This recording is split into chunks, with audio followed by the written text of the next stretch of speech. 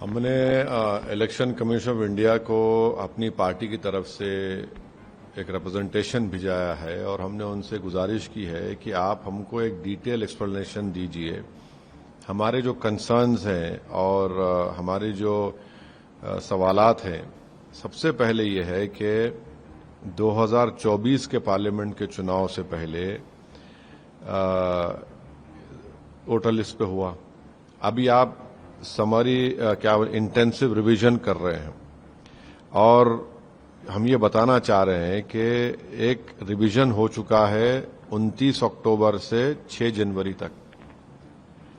अब ये हमको समझ में नहीं आ रहा है कि जो इंटेंसिव रिवीजन हो रहा है, जो पिछली बार बिहार में हुआ था, 2003 में था, उस जब हुआ था तो 1 साल का टाइम था लोकसभा चुनाव के लिए और 2 साल का टाइम था विधानसभा के चुनाव के लिए।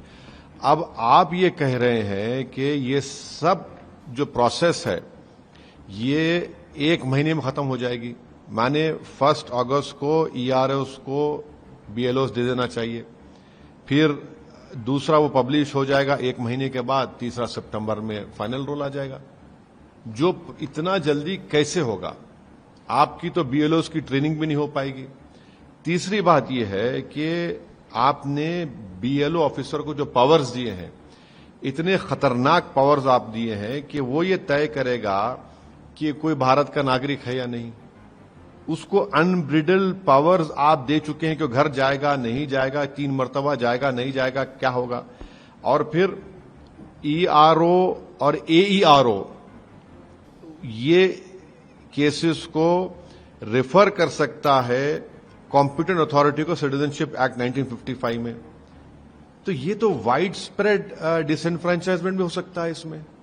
वाइड स्प्रेड आप देखिए, अगर नाम नहीं आएगा वोटर लिस्ट में, किसी की लाइवलीहुड पर असर पड़ सकेगा।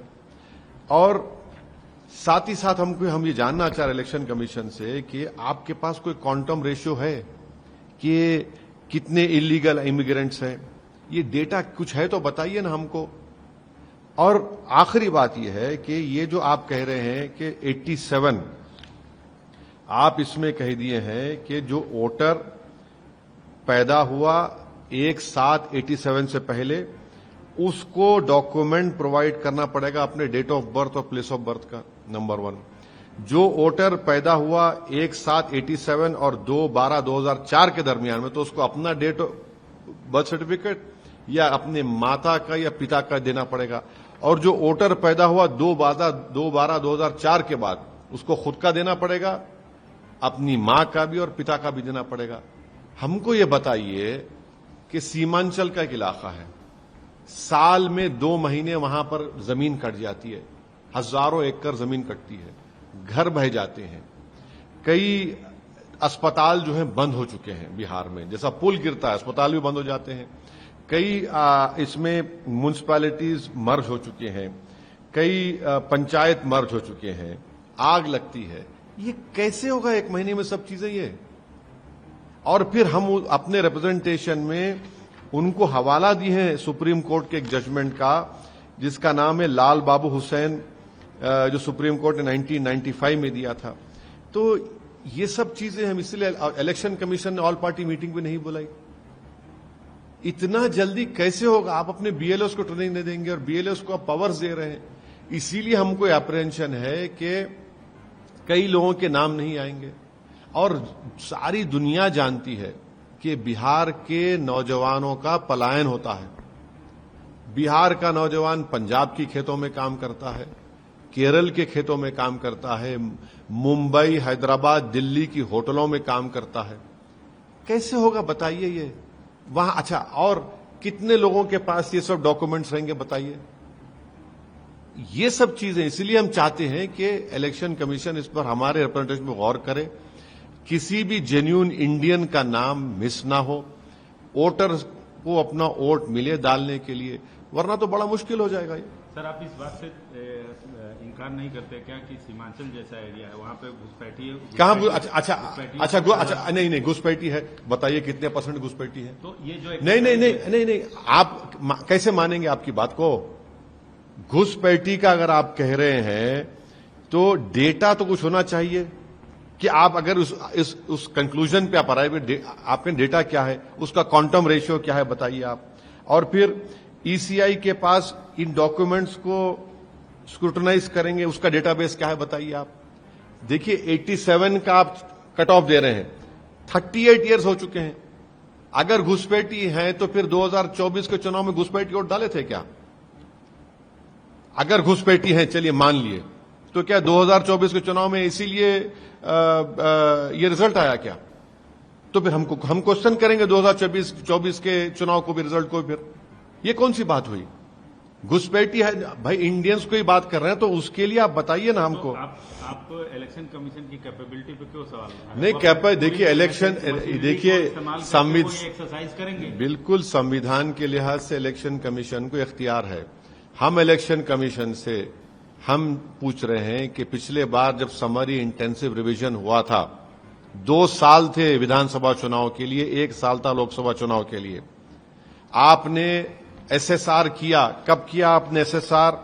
आपने एसएसआर किया 29 अक्टूबर से 6 जनवरी 2025 तक। अब बताइए, एसएसआर आपने किया तो उसमें क्या घुसपैठी थे? और आपने फिर मीटिंग ली, किसकी मीटिंग ली आपने? जो इलेक्शन पार्टीज होते हैं, बीएलएस के कितने 280 10 रिकॉग्नाइज्ड पॉलिटिकल पार्टीज की मीटिंग ली। आपने उनसे कहा था कि उस ट्रेनिंग में एक एसआईआर होगा। फिर आपने 26 मई 2025 को इलेक्शन कमीशन ने कहा कि बीएलओज ईआरएस की ट्रेनिंग होगी, तो क्या उसमें एसआईआर की आपने बात की थी? तो यही हम कह रहे हैं कि लाल बाबू हुसैन का जो सुप्रीम कोर्ट का जजमेंट है, उसमें सुप्रीम कोर्ट ने हैरेसमेंट एंड कमोशन की बात की थी। उसमें सुप्रीम कोर्ट ने बात की थी कि on issue of rushing and completing the task in a time bound manner, consequences of having one names of the previous electoral names deleted. इसको हम गौर करें, हम अपनी रिप्रेजेंटेशन ईसीआई को भिजाए हैं। सर, आप अपने एक्स हैंडल से ये भी आरोप लगा रहे हैं कि गुप्त तरीके से एनआरसी को लागू कर रही है। बिल्कुल भाई, मैं तो ये कह रहा हूं कि एनआरसी में थोड़े सुप्रीम कोर्ट के सेफगार्ड्स हैं, इसमें तो वो भी नहीं है। आप हमको ये रैशनल बताइए ना। ये जो 87, अगर कोई वोटर 1787 से पहले पैदा हुआ, कोई वोटर अगर 1787 से 2012-2004 के दरमियान में पैदा हुआ, जो वोटर 2012-2004 के बाद पैदा हुआ, ये तो सिटीजनशिप एक्ट में है ना। बताइए इसका रैशनल क्या है? अच्छा, कितने बिहार प्रदेश में कितने लोग डॉक्यूमेंट है बताइए आप देख मालूम करिए। अच्छा, बीएलओ को इतनी अनबिल्ड पावर्स क्यों दे रहे हैं? अगर कोई बीएलओ जाएगा और 2 से 3 मरतबा जाएगा और कोई नहीं रहेगा, तो उसको ये राइट है कि वो लिख दे, ये डाउट है। और जब लिख देगा तो अगर किसी बिहारी का नाम नहीं आएगा वोटर लिस्ट में, उसको नौकरी कौन देगा?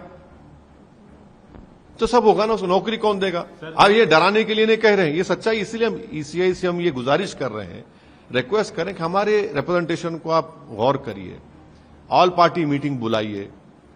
और ये काम इतनी जल्दबाजी में कैसे होगा बताइए? आप तो बीएलएस को ट्रेनिंग भी नहीं दिए। सर, जो बिहार की सियासत की जो दीगर पार्टियां हैं, जो हैवी स्टेक होल्डर्स हैं, हम नहीं है अभी स्टेक होल्डर। आप कैसे कह हम नहीं, हम क्या मतलब हैवी? हम स्टेक होल्डर हैं, बराबर हैं, बिल्कुल है। नहीं, हमारा तो नहीं, वो छोड़ दी। देखिए, एक बात सुनिए, जो पॉलिटिकल पार्टी इस पर खामोशी अख्तियार की हुई है, जो सत्ता में आना चाह रहे हैं, तुमने कितने हजार वोट से सत्ता को खो दिया? ये अलग बात है कि तुमने बेईमानी करके हमारे 4 बेईमानों को खरीद लिया, अलग बात है। मगर ये होश के नाखून लो, इस पर जागो। देखिए, मौत के बाद रोना बेकार है। अभी तुम मरे नहीं हो सियासी तौर पर, देख लो, जिंदा रहने के लिए होश में आ जाओ। तो आप आरजेडी की तरफ इशारा कर अरे हम देखिए,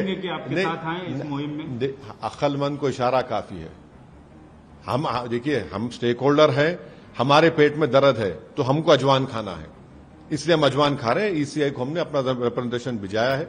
हम उम्मीद करते हैं कि ऑनरेबल इलेक्शन कमिश्नर्स हमारे रिप्रेजेंटेशन को देखेंगे, पढ़ेंगे, हमारे कंसर्न्स को एड्रेस करेंगे, क्योंकि जब ये डेमोक्रेसी का एक बहुत बड़ा फेस्टिवल है और मेरा हथियार तो वोटर है ना। जब हथियार ही नहीं होगा तो कौन कैसे जीतेगा बताइए, चाहे कोई पॉलिटिकल पार्टी हो। अच्छा, लगे हाथ जब ये भी हम जानना चाहेंगे कि सीमांचल से बाहर निकल के आप चुनाव लड़ेंगे, क्योंकि अभी तक देखिए अभी तक हमारे प्रदेश अध्यक्ष अख्तरुल ईमान साहब ने ये कोशिश कर रहे हैं कि बीजेपी को सत्ता में आने से एनडीए को रोका जाए। इसलिए उन्होंने मुख्तलिफ पॉलिटिकल पार्टीज के, उन्होंने मुझसे जो कहा है, कह रहा हूं, उन्होंने बात की है। अब उनको समझ में आता है नहीं आता अलग बात है, मगर जहां तक हमारी पार्टी का मामला है, हम अपना चुनाव पूरी ताकत के साथ लड़ेंगे। हमने 2 विधानसभा पर बहादुरगंज में और ढाका में अपने कैंडिडेट का नाम अनाउंस कर चुके हैं और हमको सीमांचल में भी लड़ेंगे, सीमांचल के बाहर भी लड़ने का पूरा प्रोग्राम और प्लान है और इस पे सख्ती से अब के बाद अच्छी तरीके से कैंपेन करेंगे। एनडीए को रोकने के लिए आप महागठबंधन से हाथ मिलाएंगे? अख्तरुल ईमान साहब ये कोशिश कर रहे हैं, जो हमारे बिहार के अध्यक्ष हैं। लोग जानते नहीं हैं कि 5 साल पहले भी मैंने कोशिश की थी, इनके 2 बड़े बड़े सांसद को जाकर उस पुरानी पार्लियामेंट की बिल्डिंग के सेंट्रल हॉल में मैंने उनसे जाकर कहा था। अब अभी भी अख्तरुल ईमान साहब कोशिश कर रहे हैं कि हम भी नहीं चाहते कि भाजपा या एनडीए जीते वहां से। अब ये उनके ऊपर है, ये उनके ऊपर मुनस्सिर है, वो फैसला आजाद अपना फैसला लेने के हकदार हैं। हम अपनी पार्टी के हक में फैसला तैयार हैं। हम देखिए, हम तो इलेक्शन लड़ेंगे, चाहे अकेले लड़ें चाहे महागठबंधन के साथ लड़ें। ये नहीं मालूम ना। देखिए अख्तरुल ईमान साहब जो कोशिश कर रहे हैं वो कितने कामयाब होते नहीं होते, मगर वो तो कोशिश कर रहे हैं पार्टी की तरफ से, देखिए क्या होता है।